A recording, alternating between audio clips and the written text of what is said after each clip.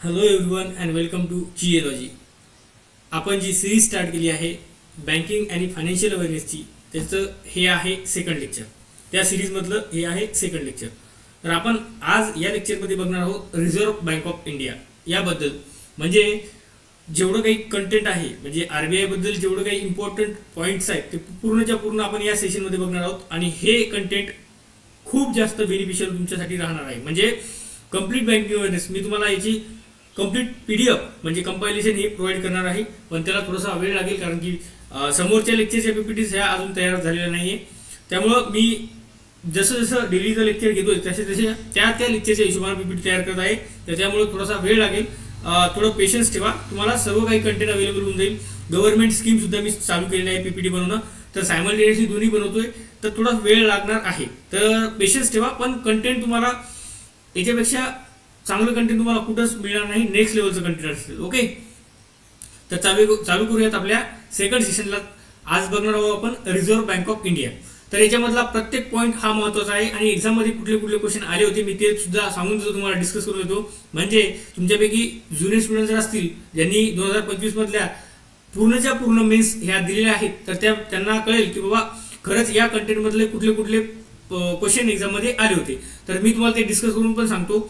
आणि ते जे कंटेंट मी सांगणार आहे, म्हणजे जे क्वेश्चन जे सांगणार आहे ते तुम्हाला मे बी लक्षात राहिले असतील किंवा नसतील राहिले, पण ते माझ्या चांगल्या प्रकारे लक्षात आहेत. कारण की माझा GA हा फेवरेट सब्जेक्ट आहे. आणि प्रत्येक मेन्सची एक्झाम झाल्यानंतर मी GAचा अनालिसिस चांगल्या प्रकारे करत असतो की कुठला क्वेश्चन कुठल्या याच्यावरून विचारलेला आहे. तर त्यामुळे ते क्वेश्चन माझ्या एकदम चांगल्या प्रकारे लक्षात राहतात. ओके, तर चालू करूयात आपल्या सेकंड सेशनला. त्याच्यामध्ये आपण बघणार आहोत reserve bank of India. Okay, बघा रिझर्व्ह बँक ऑफ इंडिया. आता सर नेमकं ही रिझर्व्ह बँकचं काम काय आहे, किंवा रिझर्व्ह बँक ऑफ इंडिया ही जी आहे, ही जी इन्स्टिट्यूट आहे किंवा इन्स्टिट्यूशन आहे, म्हणजे बँकच आहे, बँकर्स बँक म्हणतो आपण त्याला. की ही जी बँक काय करते, हिचा रोल काय आहे, रिझर्व्ह बँक ऑफ इंडियाचा रोल काय आहे, की ही काय करते, बँकांना रेग्युलेट करते. म्हणजे एक रेग्युलेटरी बॉडी म्हणून रेग्युलेटरी बॉडी आहे की बाबा जी काय करते, बँकांना रेग्युलेट करते. म्हणजे जे बँक्स आहेत, ज्या बाकीचे बँक्स आहेत त्यांना काय करते, रेग्युलेशनचं काम करते रिझर्व्ह बँक ऑफ इंडिया. असे भरपूर सारे फंक्शन्स आहेत. मग नेमकं रिझर्व्ह बँक ऑफ इंडियाबद्दल आपण स्टार्टिंग पासून हिस्ट्रीपासून थोडंसं बघूयात. याची इस्टॅब्लिशमेंट कधी झाली, काय झाली, आणि सोबत त्याचे रोल्स वगैरे, किंवा रिझर्व्ह बँक ऑफ इंडिया काय आहे, किंवा रिझर्व्ह बँकमध्ये गव्हर्नर वगैरे, डेप्युटी गव्हर्नर, सर्वच्या सर्व सबसिडियरी वगैरे RBIच्या सर्वच्या सर्व आपण या सेशनमध्ये बघूयात. तर स्टार्ट करूयात आपण all about reserve bank of India. तर बघा रिझर्व्ह बँक ऑफ इंडिया जी आहे, हिची जी स्थापना जी आहे, यासाठी एक royal commission on Indian currency and finance आलं होतं 1926 मध्ये. याची जी इस्टॅब्लिशमेंट आहे त्यासाठी एक royal commission on Indian currency and finance 1926 मध्ये स्थापन केलं होतं, म्हणजे आलं होतं. त्यानंतर त्याच कमिशनला काय म्हणतो आपण, हिल्टन यंग कमिशन म्हणतो. त्याला काय म्हणतो आपण, हिल्टन यंग कमिशन. म्हणजे रिझर्व्ह बँक ऑफ इंडियाची स्थापना ही कुठल्या कमिशननुसार झालेली आहे, किंवा कुठल्या कमिटीनुसार झालेली आहे, असा क्वेश्चन पेपरमध्ये आपल्याला बघायला मिळतो. आणि क्वेश्चन पेपरमध्ये आलेली आहे, तर ते आहे royal commission on Indian currency आणि फायनान्स इन 1926. त्यालाच आपण काय म्हणतो, हिल्टन यंग कमिशन पण म्हणत असतो. काय, हिल्टन यंग कमिशन पण त्यालाच आपण म्हणत असतो. ओके, त्यानंतर काय, reserve bank of India he establish केली झाली 1 एप्रिल 1935 मध्ये. इस्टॅब्लिश केली झाली 1 एप्रिल 1935 मध्ये. कुठला act, reserve bank of India act 1934. याच्यासाठी कुठला ऍक्ट आला होता रे, तर याच्यासाठी ऍक्ट आला होता रिझर्व्ह बँक ऑफ इंडिया 1934. त्याच्या अंडर रिझर्व्ह बँक ऑफ इंडियाची इस्टॅब्लिशमेंट झाली. ती कधी झाली, 1 एप्रिल 1935. हे सुद्धा महत्वाचं आहे. ही तुम्हाला विचारतात की रिझर्व्ह बँक ऑफ इंडियाचा ऍक्ट कधी आला होता, किंवा त्याची इस्टॅब्लिशमेंट कधी झाली होती, तर हे तुम्हाला जनरली पेपरमध्ये बघायला मिळतं. तर हे आपल्याला माहिती असणं गरजेचं आहे. मी सांगितलं तुम्हाला स्टार्टिंगलाच की या PPT मधला इच आणि एव्हरी पॉईंट हा महत्वाचा आहे. ओके, कुठल्याही पॉईंटवर क्वेश्चन एक्झाममध्ये येऊ शकतो. बरं, त्यानंतर याचं पेडअप कॅपिटल किती आहे, इनिशियल पेडअप कॅपिटल जे आहे रिझर्व्ह बँक ऑफ इंडियाचं 5 करोड आहे. किती, 5 CR आहे. इनिशियल पेडअप कॅपिटल जे आहे ते 5 CR आहे. हे लक्षात असू द्या बरं का, महत्वाचं आहे. इनिशियल आपण क्वेश्चन एक्झाम मध्ये विचारलेला आहे. इनिशियल पेडअप कॅपिटल किंवा इनिशियल शेअर कॅपिटल किती आहे रिझर्व्ह बँक ऑफ इंडियाचं, तर ते आहे 5 CR. बरं, त्यानंतर central office of reserve bank of India was initially establish in Kolkata. म्हणजे जेव्हा स्टार्टिंगला सेंट्रल ऑफिस इस्टॅब्लिश केलं होतं ते कोलकात्याला होतं. नंतर ते permanently move to Mumbai in 1937 मध्ये ते मुंबईला गेलं. म्हणजे हेडक्वार्टर जे रिझर्व्ह बँक ऑफ इंडियाचं हेडक्वार्टर आहे ते सध्या कुठे आहे, ते मुंबईला आहे. ते 1937 मध्ये कोलकात्यावरून मुंबईला शिफ्ट करण्यात आलं होतं. ओके, त्यानंतर त्याचं नॅशनलायझेशन झालं. नॅशनलायझेशन 1949 मध्ये. नॅशनलायझेशन कधी झालं आरबीआयचं 1949. बरं. त्यानंतर जे रिझर्व्ह बँक ऑफ इंडियाचे पहिले गव्हर्नर होते ते होते सर ऑसबॉर्न स्मिथ. काय? Sir Osborne Smith. हे पण तुम्हाला पेपरमध्ये विचारतात की रिझर्व्ह बँक ऑफ इंडियाचे पहिले गव्हर्नर कोण, तर ते होते सर ऑसबॉर्न स्मिथ. बरं. त्यानंतर फर्स्ट इंडियन गव्हर्नमेंट कुठली होती रिझर्व्ह बँक ऑफ इंडियाची, तर CD. Deshmukh. Sir CD. Deshmukh was the first Indian governor of RBI. Okay, म्हणजे आरबीआयचे पहिले भारतीय गव्हर्नर कुठले होते, त्याचं नाव होतं सी.डी. देशमुख. आणि जर का ओव्हरऑल विचारलं आपल्याला तर सर ऑसबॉर्न स्मिथ. ओके. त्यानंतर असे कुठले गव्हर्नर, म्हणजे हिस्ट्रीमध्ये फक्त एकच गव्हर्नर असे झाले आहेत, एम नरसिम्हा एक नरसिम्हन हे फक्त आणि फक्त एकच असे गव्हर्नर आहेत जे आरबीआयच्या रिसर्च ऑफिसर म्हणून काम केलं त्यांनी. काय? आरबीआय मध्ये रिसर्च ऑफिसर म्हणून काम केलं होतं आणि इथून ते प्रमोशन होऊन ते आरबीआयचे गव्हर्नर बनले होते. काय म्हणतो मी? आरबीआयचे गव्हर्नर बनले होते. प्रमोशन घेऊन ते आरबीआयचे गव्हर्नर बनले होते. सर प्रमोशन होऊन आरबीआयचे गव्हर्नर होता का? नाही, फक्त त्या टायमाला झाले, आता होता येत नाही. प्रमोशन होऊन आरबीआयचे गव्हर्नर होता येत नाही. त्या टायमात ते रिसर्च ऑफिसर म्हणून सिलेक्ट झाले होते, म्हणजे या डिपार्टमेंटमध्ये काम केलं आणि त्यानंतर त्याचं प्रमोशन झालं आणि गव्हर्नर झाले. पण आता तो क्रायटेरिया आला नाही. आता त्यासाठी डायरेक्ट अपॉइंटमेंट करते फायनान्स मिनिस्ट्री. ओके, तर ते आता म्हणजे फायनान्शियल बोर्ड ब्युरो आहे, तिच्या थ्रू अपॉइंटमेंट होत असते. आता प्रमोशन थ्रू अपॉइंटमेंट होत नाही. जनरली प्रमोशन थ्रू अपॉइंटमेंट होत नाही. फक्त आणि फक्त ती एकच झाली होती हिस्ट्रीमध्ये आणि त्यांचं नाव होतं एम नरसिम्हा राव. ओके, तुम्हाला विचारतील की असे कुठले गव्हर्नर आहेत आरबीआयचे ज्यांची अपॉइंटमेंट ही म्हणजे प्रमोशन थ्रू झालेली आहे, तर आणि त्यांचं हे पण विचारू शकतात तुम्हाला. त्याने आता असा क्वेश्चन पण विचारू शकतात की एम नरसिम्हन हे आरबीआयचे गव्हर्नर होते, तर त्यांनी कुठला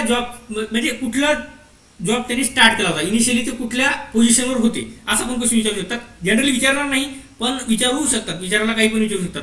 तर ते रिसर्च ऑफिसर होते. रिसर्च ऑफिसर म्हणून त्यांनी स्टार्ट केलं. जसं की आता बघा बँकमध्ये आपण काय करतो जनरली, आता मी काय ऑफिसर आहे, एएफओ आहे, मी ऑफिसर म्हणून स्टार्ट केलं.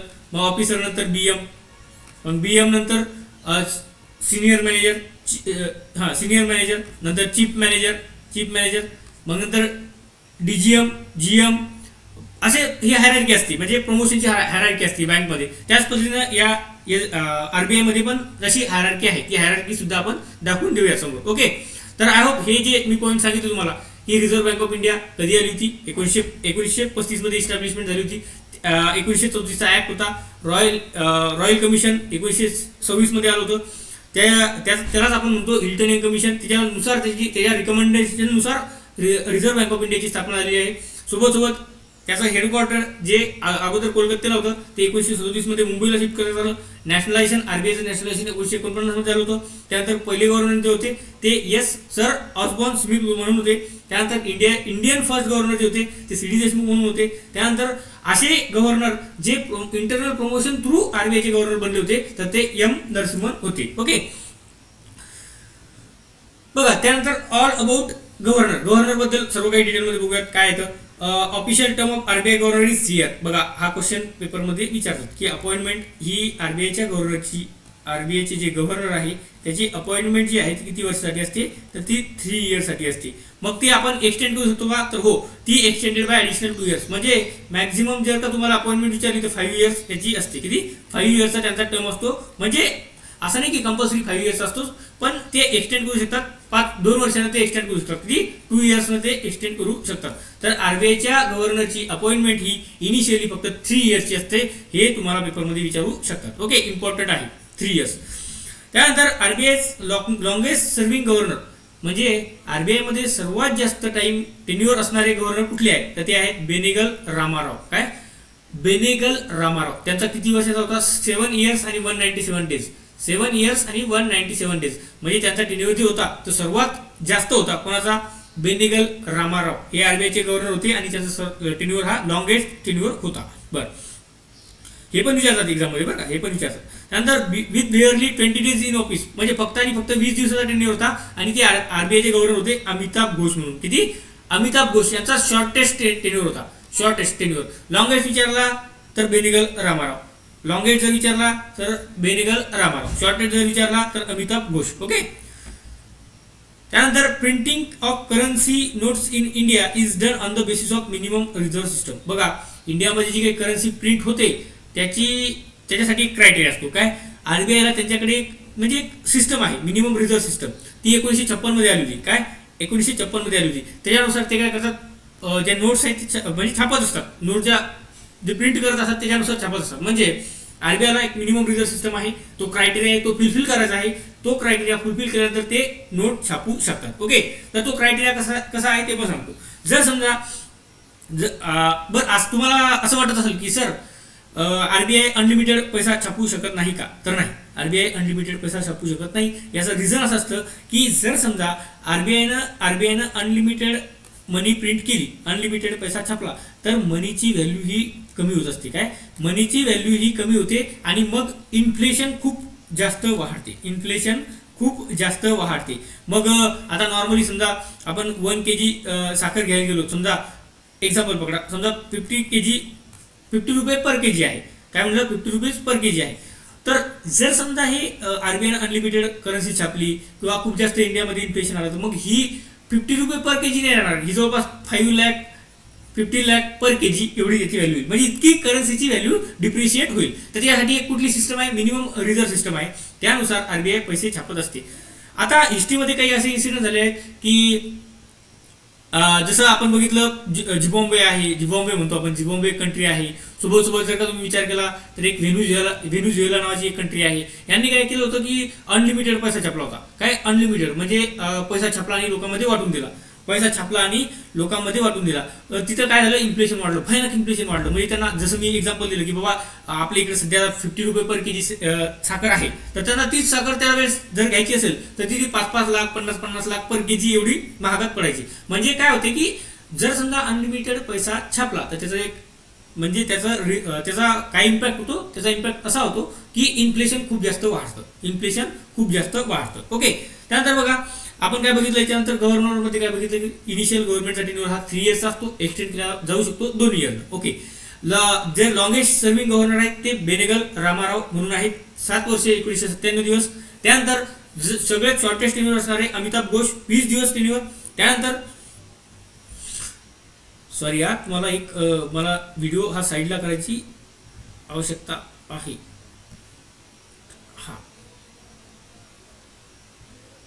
काय सांगत होतो, त्यानंतर शॉर्टेस्ट टेन्युअर असणारे अमिताभ घोष, ज्यांचा टेन्युअर जो आहे तो फक्त 20 दिवसाचा आहे.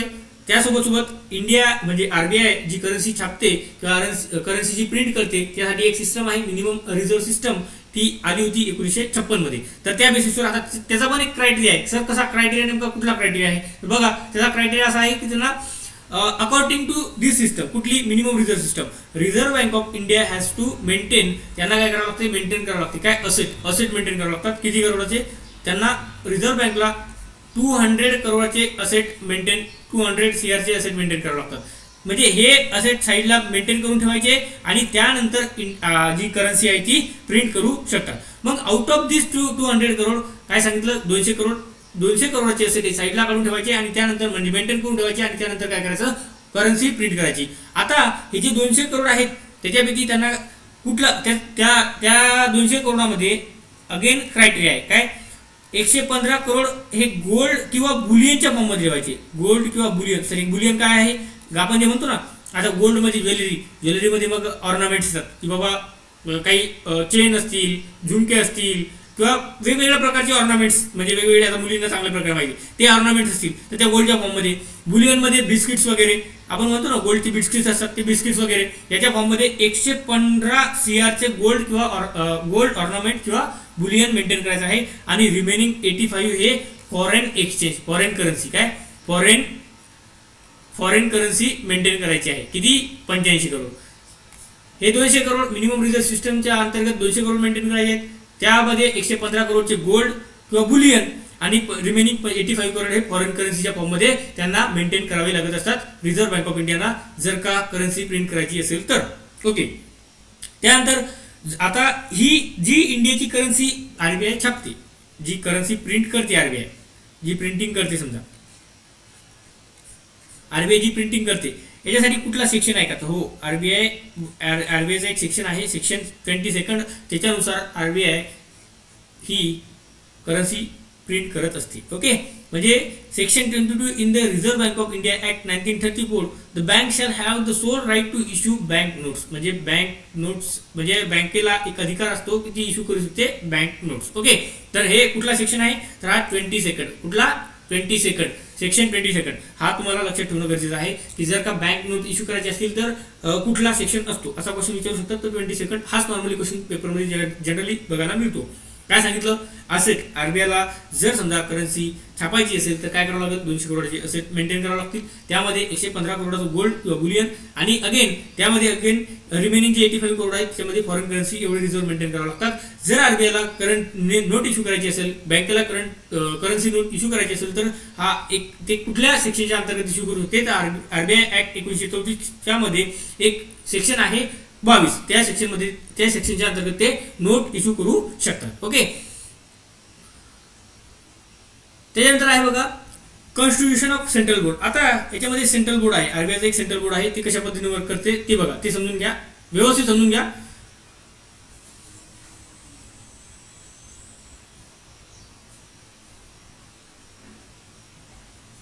बघा काय सेंट्रल बोर्ड आहे आरबीआयचं, त्याच्यामध्ये ऑफिशियल डायरेक्टर असतात. काय?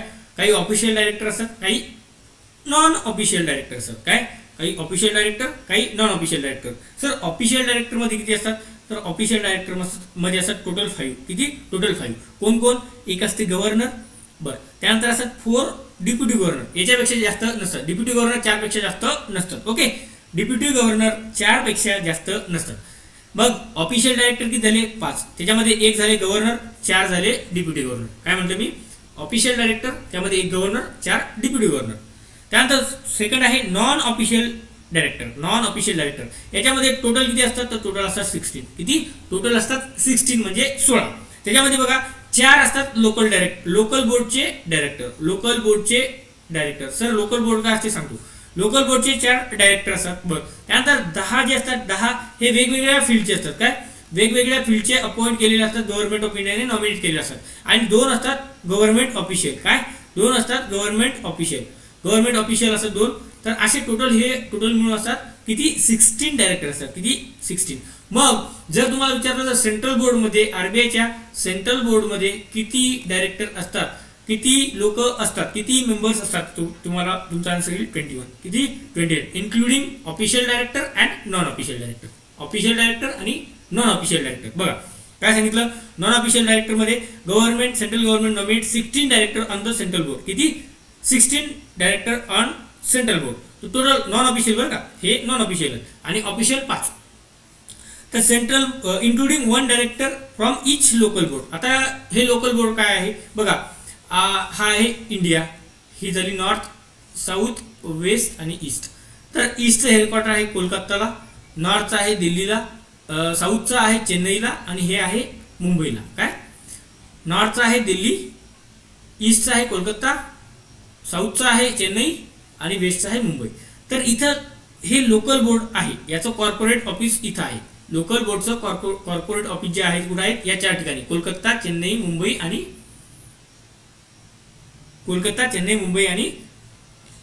दिल्ली, 4 ठिकाणी आहे. नॉर्थ दिल्ली, ईस्टचं कोलकाता, साऊथचं चेन्नई आणि वेस्टचं मुंबई. बरं, मग आता हे जे लोकल बोर्ड आहे याच्यामध्ये एका लोकल बोर्डमध्ये 5 मेंबर असतात. काय म्हणलं मी? लोकल बोर्डमध्ये किती मेंबर असतात? 5 मेंबर असतात.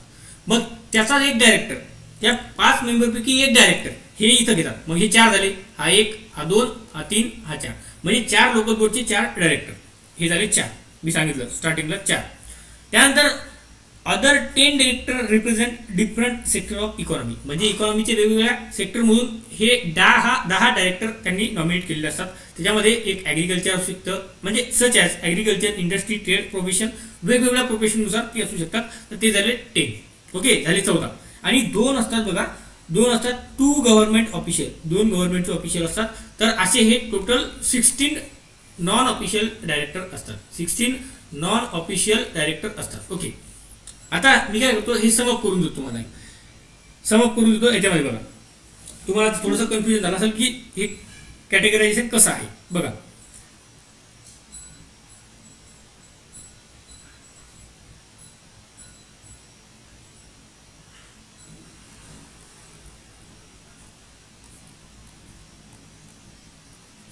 Central board,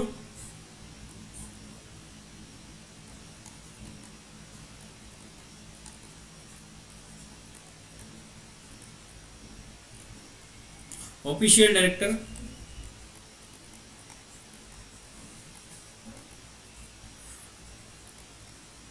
non official director. बरं, ऑफिशियल डायरेक्टरमध्ये टोटल टोटल किती आहे? 5.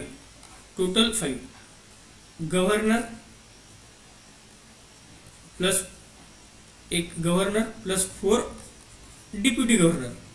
ओके, याच्यामध्ये टोटल किती? टोटल 16. 4 फ्रॉम लोकल बोर्ड,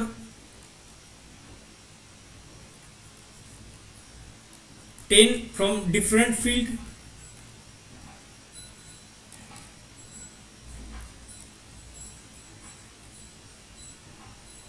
आणि 2 government official.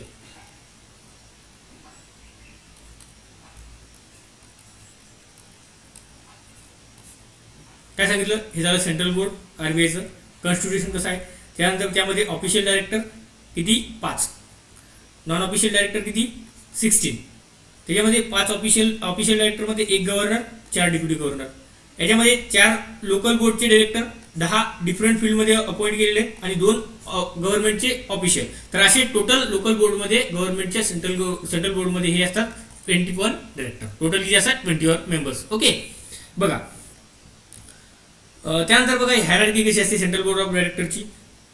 टॉपला governor, deputy governor, executive director, principal, chief general manager, general manager, deputy general manager, assistant general manager, manager, assistant manager आणि support staff. अशा प्रकारची आरबीआयमध्ये ही सेंट्रल बोर्डमध्ये डायरेक्टरची हायरार्की असते. ओके, आता सर तुम्ही आता सांगितलं लोकल बोर्ड. मी सांगितलं तुम्हाला की वेगवेगळे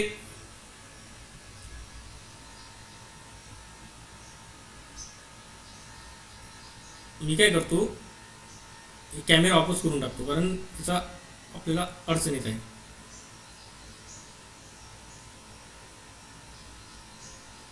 बघा काय सांगितलं, लोकल बोर्ड एक आहे नॉर्थमध्ये आहे दिल्लीमध्ये, ईस्टमध्ये आहे कोलकातामध्ये,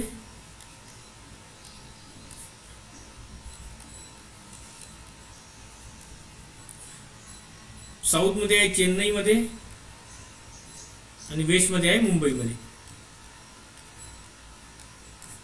लोकल बोर्डमध्ये डायरेक्टर किती असतात? तर एका लोकल बोर्डमध्ये मेंबर किती असतात? 5. म्हणजे ईच मध्ये 5 म्हणजे 4 लोकल बोर्ड आहेत, यामध्ये 5 सगळीकडे आहेत. मग यातला एक घेतला त्यांनी, यातला एक घेतला, यातला एक घेतला, यातला एक घेतला आणि चेन्नईतला पण एक घेतला. म्हणजे सगळ्या 4ही लोकल बोर्डमधून एक डायरेक्टर त्यांनी उचलला. वेस्टर्न एरियामधला, ईस्टर्न एरियामधला, नॉर्दर्न एरियामधला आणि साऊथर्न एरियामधला. तर असे लोकल बोर्डचे 4 डायरेक्टर त्याच्यामध्ये असतात. ओके, त्यानंतर याच्यामध्ये 5 मेंबर्स असतात प्रत्येक बोर्डमध्ये. Members appointed by central government आणि member shall be hold office term of 4 year. आता तुम्हाला क्वेश्चन सांगतो पेपरमध्ये काय आला होता.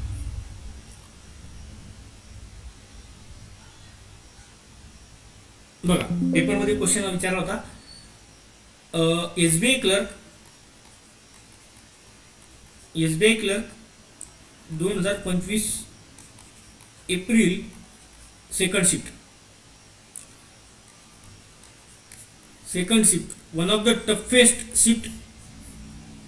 ओके, जीए साठी इतकी भयानक शिफ्ट आतापर्यंत मी माझ्या लाईफमध्ये कधीच बघितली नव्हती. अशी शिफ्ट ही होती. ओके, याच्यामध्ये एप्रिलच्या सेकंड शिफ्टमध्ये हा विचार होता की लोकल बोर्डचे जे डायरेक्टर आहेत, लोकल बोर्डची आरबीआय मध्ये लोकल बोर्डचे डायरेक्टर आहे त्यांचा टेन्युअर किती असतो? तो असतो 4 इयर्सचा. किती? 4 इयर्सचा असतो. 4 इयर्सचा असतो. आरबीआय मध्ये लोकल बोर्ड जे असते त्याचा टेन्युअर किती असतो? तर तो 4 वर्ष असतो. आता मी तुम्हाला एक समअप करून देतो. काय समअप करून देतो बघा.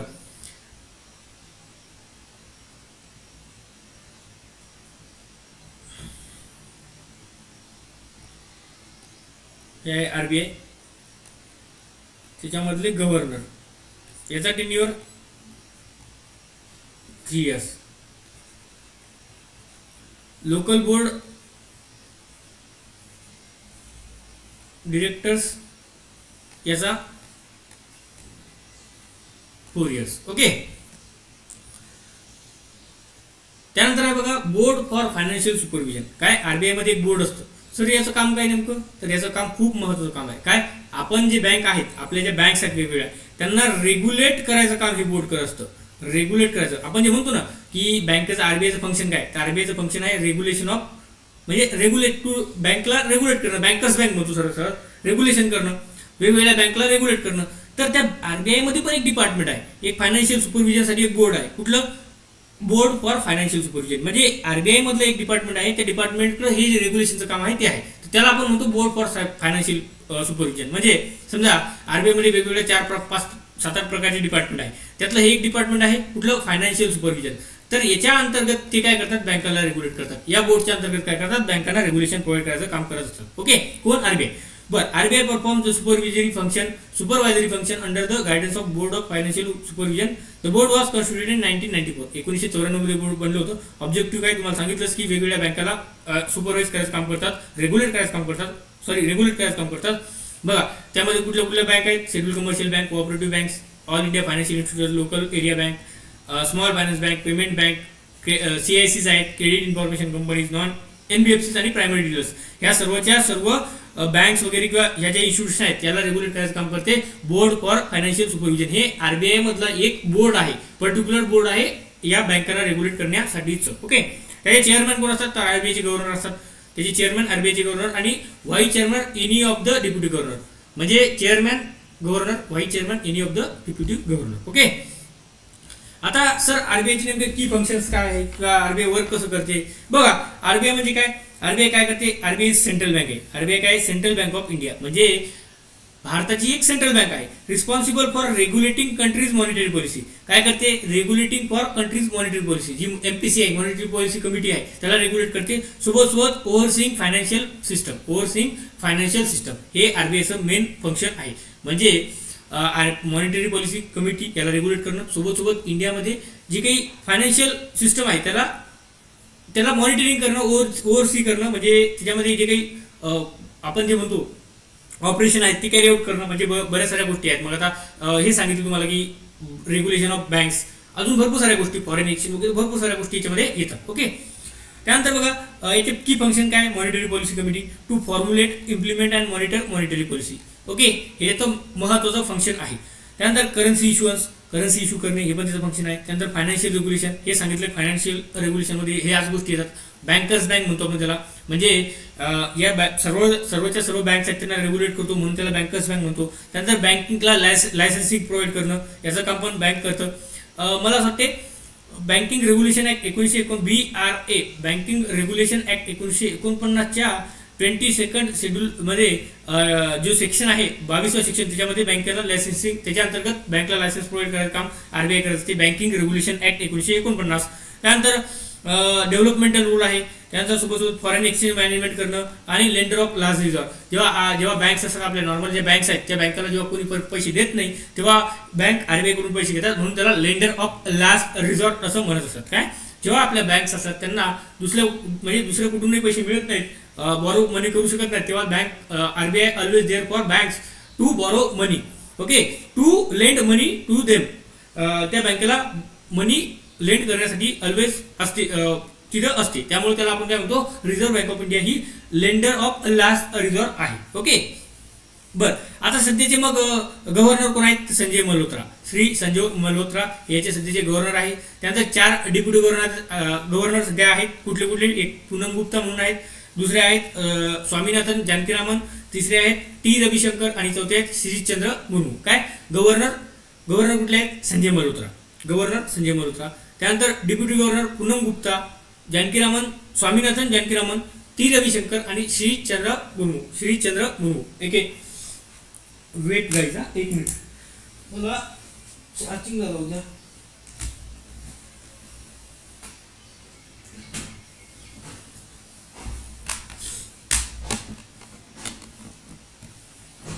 बघा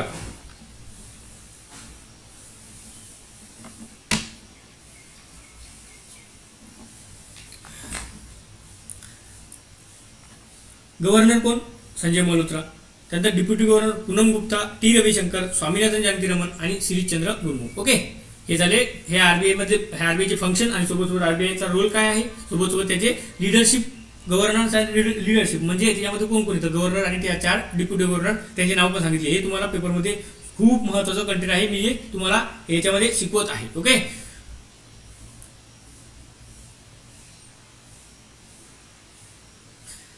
त्यानंतर बघा हे तुम्हाला जनरली विचारतात, म्हणजे याच्यामध्ये विचारतात, कशामध्ये इंटरव्ह्यूमध्ये विचारतात की सांगा आरबीआयचा लोगो जो आहे त्याच्यावर काय काय आहे. तर त्याच्यावर आहे टायगर आहे, रॉयल बेंगॉल टायगर आणि पाम ट्री. काय रॉयल बेंगॉल टायगर आणि पाम ट्री विचारलं होतं. एका IBPS POचा इंटरव्ह्यू होता माझा, त्यावेळेस एका मुलाला विचारलं होतं की सांगा त्याच्यावर लोगोवर काय आहे आणि ते काय रिप्रेझेंट करते. त्याने सांगितलं होतं की सर रॉयल बेंगॉल टायगर आहे, सोबत पाम ट्री आहे. तरी भाई हे तर सर्वांना माहिती आहे, पण त्याच्या व्यतिरिक्त म्हणजे ते रिप्रेझेंट काय करते.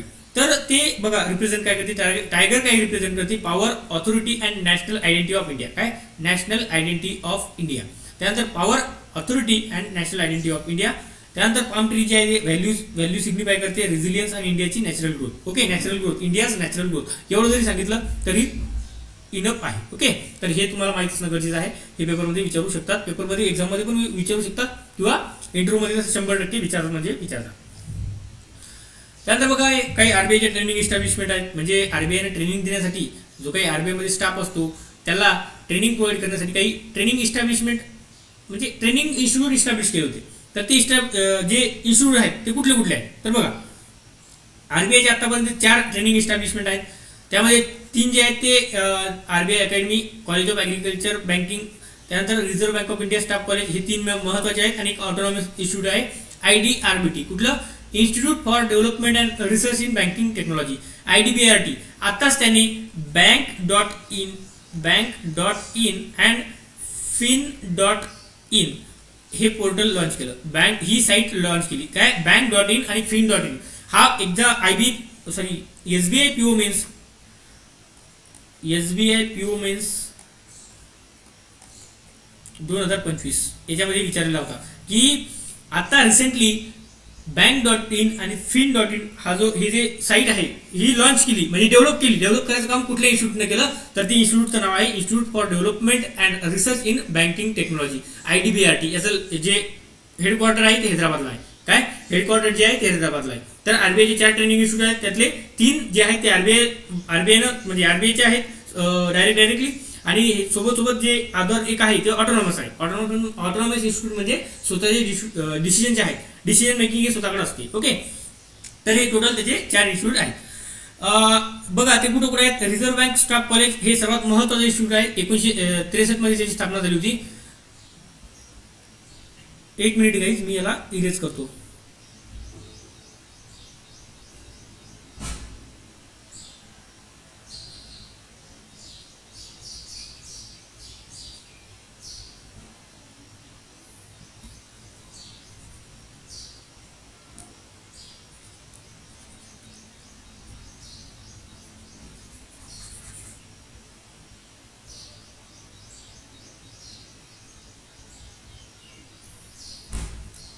बघा रिझर्व्ह बँक स्टाफ कॉलेज हे जे आहे हे चेन्नईला लोकेटेड आहे. रिझर्व्ह बँक स्टाफ कॉलेज हे कुठे आहे, चेन्नईला लोकेटेड आहे आणि 1963 मध्ये त्याची स्थापना झाली होती. त्यानंतर आरबीआय अकॅडमी ही मुंबईला आहे. त्यानंतर cooperative bankers training college at Pune, म्हणजे इनिशियली जेव्हा इस्टॅब्लिश झालं होतं तेव्हा त्याचं नाव होतं cooperative bankers training college Pune. 1969 मध्ये याची इस्टॅब्लिशमेंट झाली होती आणि 1974 मध्ये त्याचं रिनेम केलं college of agriculture bank.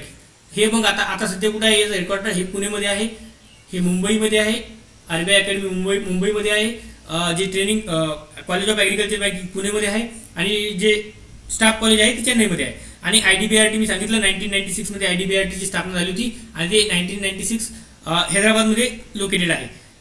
Institute for development and research in banking technology हे जे इन्स्टिट्यूट आहे हे हैदराबादमध्ये लोकेटेड आहे आणि त्याची इस्टॅब्लिशमेंट 1996 मध्ये झाली होती. आता बघा मी तुम्हाला सांगितलं कुठं क्वेश्चन आला होता, स्टार्टिंगला सांगितलं की लोकल बोर्ड डायरेक्टरवर क्वेश्चन आला होता, त्यानंतर IDBRT वर क्वेश्चन आला होता, आता याच्यावर एक क्वेश्चन आला होता.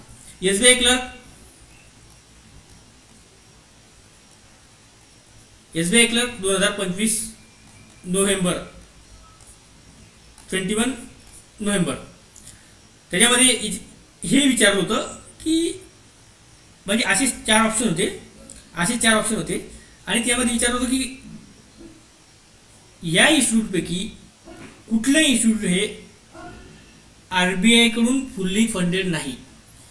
RBIनं कुठल्याही इन्स्टिट्यूटला फंडिंग केलेली नाही किंवा फुल फंडेड RBI कडून नाही. म्हणजे बघा जे फंडिंग आहे ते RBI कडून कुठल्या इन्स्टिट्यूटला झालं नाही. म्हणजे त्याच्यामध्ये हे स्पॉन्सर इन्स्टिट्यूट पण दिले होते. म्हणजे हे पण नाव दिलं होतं Indian institute of bank management आणि national institute for bank management. तर त्याचा आन्सर होतं 1 and 2. ओके, त्याचा आन्सर होतो 1 and 2. म्हणजे कुठले इन्स्टिट्यूट होते जे फंड केले होते RBIचे, म्हणजे असं म्हणू शकतो आपण की fully funded institute by RBI. कुठले यातले इन्स्टिट्यूट होते जे फुल्ली फंडेड आहेत RBI कडून. तर त्याचा आन्सर होतं centre for advance financial research and learning, CAFRAL, Mumbai. त्याचं हे पण लोकेशन पण दिली होती, centre for advance financial research and learning, CAFRAL for location Mumbai. Okay, हे फंडेड आहे RBI कडून, फुल्ली फंडेड आहे. आणि Indira Gandhi institute of development research, Indira Gandhi institute of development research Mumbai, हे पण मुंबईलाच आहे, हे पण फुल्ली फंडेड बाय RBI. त्यानंतर स्पॉन्सर इन्स्टिट्यूट कुठला आहे, Indian institute of bank management, हे गुवाहाटी लोकेटेड आहे आणि स्पॉन्सर करते RBI, स्पॉन्सर करते अलॉंग विथ डिफरंट बँक, म्हणजे वेगवेगळ्या बँक आहेत सोबत RBI त्याला स्पॉन्सर करते. आणि national institute of bank management काय, Indian institute of bank management हे गुवाहाटीला आहे आणि national institute of bank management हे पुणेला आहे. आणि हे ऑर्डिनरी RBI ऑर्डिनरी मेंबर आहे. फक्त त्याचा काय RBI जो आहे तो ऑर्डिनरी मेंबर आहे बाकीच्या इन्स्टिट्यूट सोबत. तर बघा तुम्हाला हा पण क्वेश्चन एक्झाममध्ये विचारला होता की जे इन्स्टिट्यूट आहेत ते फुल्ली फंडेड कुठले इन्स्टिट्यूट हे RBI कडून फुल्ली फंडेड आहेत. तर ते विचारलं होतं. हे 4 ऑप्शन त्यामध्ये दिले होते. तर 2 ऑप्शनचं आन्सर होतं मुंबईमध्ये कॅफ्रल आणि IGRDR हे त्याचे आन्सर होते 2. Centre for advance financial research and learning आणि Indira Gandhi institute of development research. तर हे 2 त्याचे आन्सर होते. ओके, तर बघा हे खूप महत्त्वाचं आहे. हे तुम्हाला जनरल कुठेच बघायला मिळत नाही. हे मी तुम्हाला एकदम चांगल्या प्रकारे एकदम शॉर्टमध्ये क्रिस्पमध्ये तुम्हाला देत आहे. ओके, प्रोव्हाइड करत आहे. आता एक टर्म आहे सर करन्सी चेस्टमध्ये काय करन्सी चेस्टमध्ये काय. तर बघा करन्सी चेस्ट काय असते. करन्सी चेस्ट म्हणजे हे एक राईट दिलेला असतो. RBIने काय केलेला असतो, एक राईट दिलेला असतो. कशाला, बँकांना राईट दिलेला असतो की तुम्ही काय करा, तुमची करन्सी चेस्ट ओपन करा. करन्सी स्टोअर हाऊस म्हणजे RBI जेव्हा यांना कॅश देईल तर असं होत नाही की डायरेक्ट ते ब्रांचमध्ये म्हणजे बँकमध्ये डायरेक्ट प्रोव्हाइड करत नाही. तर ते काय करतात वेगवेगळ्या ठिकाणी, म्हणजे जसे मोठमोठे ठिकाण आहे जसं की इकडे जळगाव झोन आहे, अकोला झोन आहे, अमरावती झोन आहे, मग तिकडं मोठमोठे संभाजीनगर झोन आहे. तर मग अशा मोठमोठ्या ठिकाणी किंवा तालुका प्लेसला म्हणा किंवा डिस्ट्रिक्ट प्लेसला म्हणा एक करन्सी चेस्ट म्हणून ते काय करतात, ओपन करतात, स्थापन करतात, इस्टॅब्लिश करतात. तिथं काय करतात, ते जनरली ज्या काही नोट्स RBI प्रोव्हाइड करते त्या नोट्स तिथं स्टोअर करत असतात. स्टोअर करून ठेवत असतात. म्हणजे जो काही व्यवहार झाला किंवा व्यवहार करायचा असला किंवा बँकेला पैसा लागत असला तर बँक काय करते त्यांचं स्वतःचं. आता समजा बँक ऑफ महाराष्ट्र आहे, bank of Maharashtra currency chest आहे सध्या अकोल्याला करन्सी चेस्ट आहे. मग अकोल्याला bank of Maharashtra currency chest आहे अकोल्याला. मग अकोल्यावरून आता समजा माझी ब्रांच आहे बोदवड म्हणून एक तालुका प्लेस आहे जळगावमध्ये, तिथं मग तिथं मला पैसा लागतो माझ्या ब्रांचमध्ये. तर मी या करन्सी चेस्टला जाईल आणि तिथून पैसा घेऊन येईल. या करन्सी चेस्टला जाईल आणि तिथून पैसा घेऊन येईल. त्याला आपण करन्सी चेस्ट म्हणत असतो. म्हणजे सरळ RBIने बँकेला हक्क दिला असतो की तुम्ही काय करा, तुमच्या बेसिसवर तुमच्या रिस्पॉन्सिबिलिटीवर एक करन्सी चेस्ट इस्टॅब्लिश करा. आम्ही दिलेला पैसा तुम्ही त्याच्यामध्ये ठेवा आणि तिथून तुम्ही ॲज पर युअर रिक्वायरमेंट तुम्ही तुमची फॅसिलिटी अवेल करा. जेव्हा तुम्हाला लागेल तेव्हा तुम्ही पैसा आणा, जेव्हा तुमचा एक्सेस अमाऊंट असेल तुम्ही त्यामध्ये स्टोअर करून ठेवा. ओके, मग ते बँक नोट्स असो किंवा रुपी कॉईन असो. आय थिंक तुम्हाला करन्सी चेस्ट समजलं असेल की करन्सी चेस्ट काय असते, एक स्टोअर हाऊस असतं करन्सी स्टोअर करण्यासाठी. त्यानंतर RBIचे वेगवेगळे पब्लिकेशन आहेत. हे पण एक्झाममध्ये बघायला मिळते की RBI कुठले पब्लिकेशन करते. म्हणजे हा रिपोर्ट जो आहे फायनान्शियल स्टॅबिलिटी रिपोर्ट हा कोण रिलीज करतं, तर ते RBI करत असते. Monetary policy committee RBI, report on foreign exchange RBI, financial inclusion index RBI, report on trade and progress in banking in India RBI. तर हे सगळे कामं जे आहे ते RBI करत असते. ओके, म्हणजे हे पब्लिकेशन RBI कडून आहे. आय होप मी जे तुम्हाला सर्व काही सांगितलं ते समजलं असेल.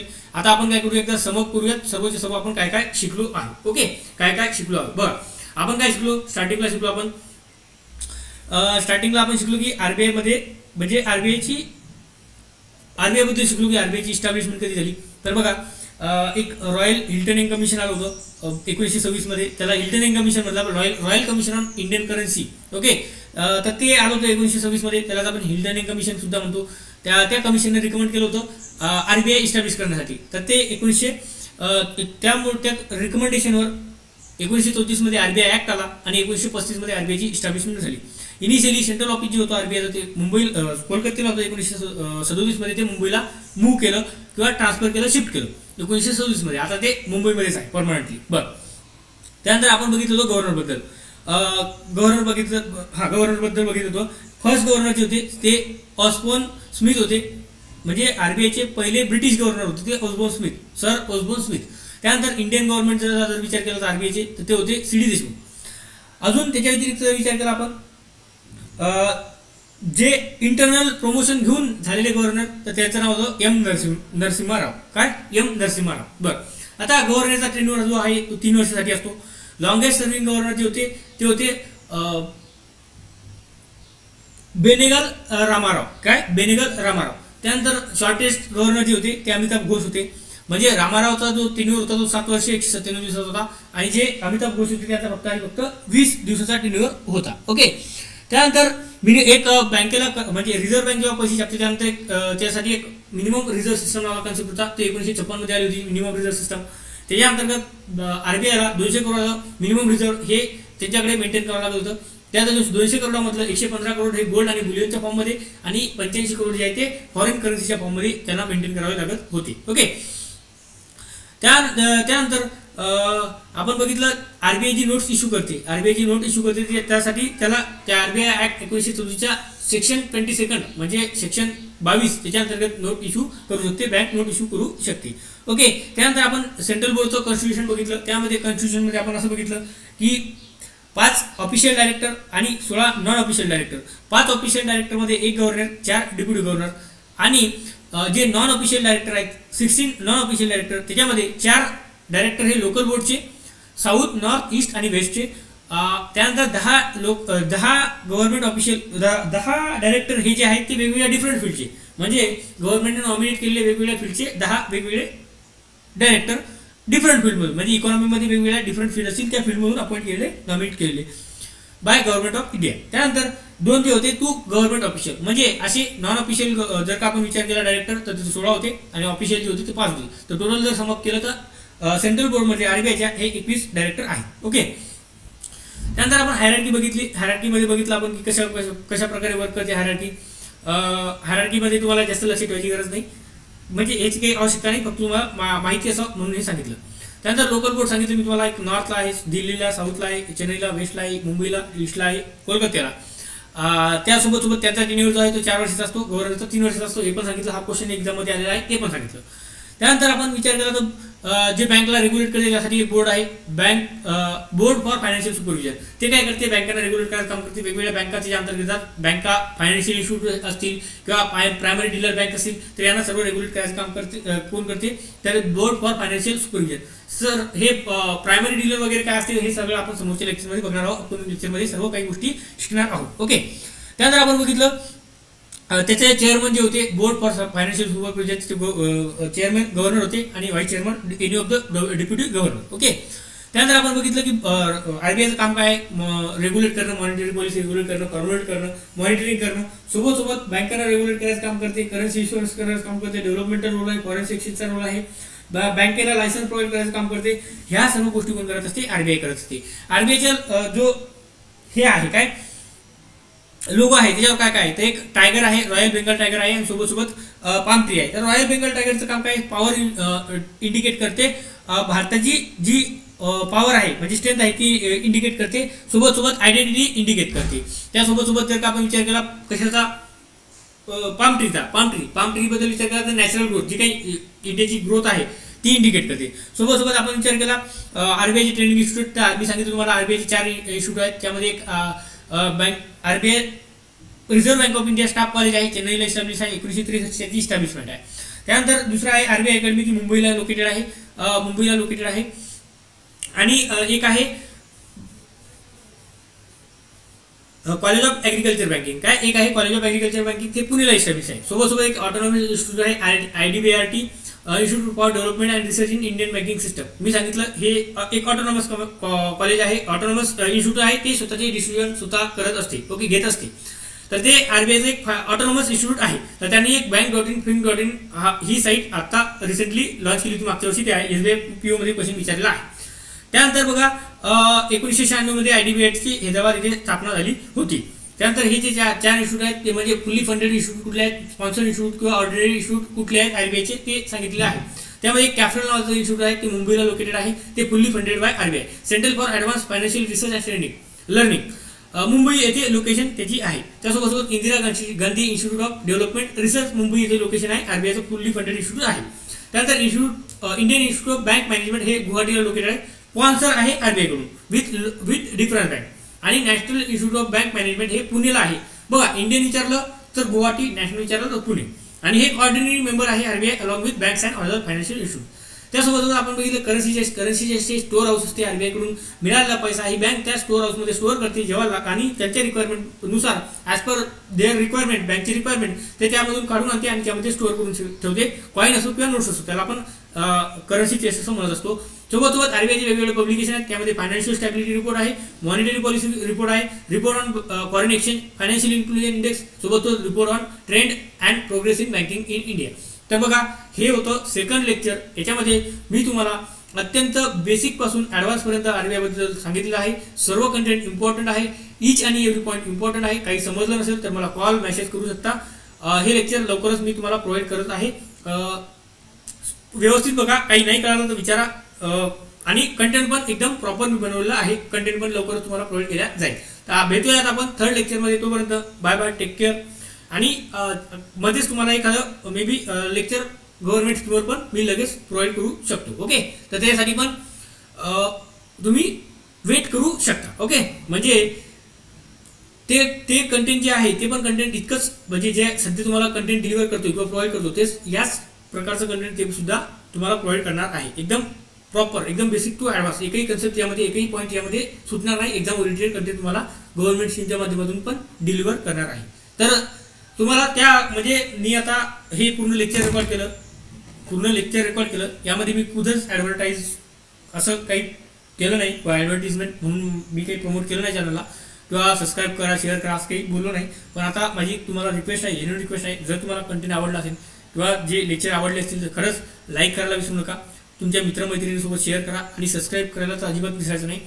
जे की माझं मोटिवेशन आहे. मी तुम्हाला जर तुम्ही सबस्क्रायबर वाढले, लाईक्स वाढल्या, शेअर व्ह्यूज वाढले तर डेफिनेटली मी तुम्हाला अजून याच्यापेक्षा चांगलं कंटेंट डिलिव्हर करणार आहे. ओके, आणि हेच माझं मोटिवेशन आहे. जर तुम्ही माझ्या चॅनलला सबस्क्राईब केलं, शेअर केलं आणि लाईक केलं तर मला मोटिवेशन मिळतं आणि मी अजून चांगल्या प्रकारचे लेक्चर तुमच्यासाठी डिलिव्हर करू शकतो. ओके, तर थँक्यू. भेटूयात नेक्स्ट लेक्चरमध्ये.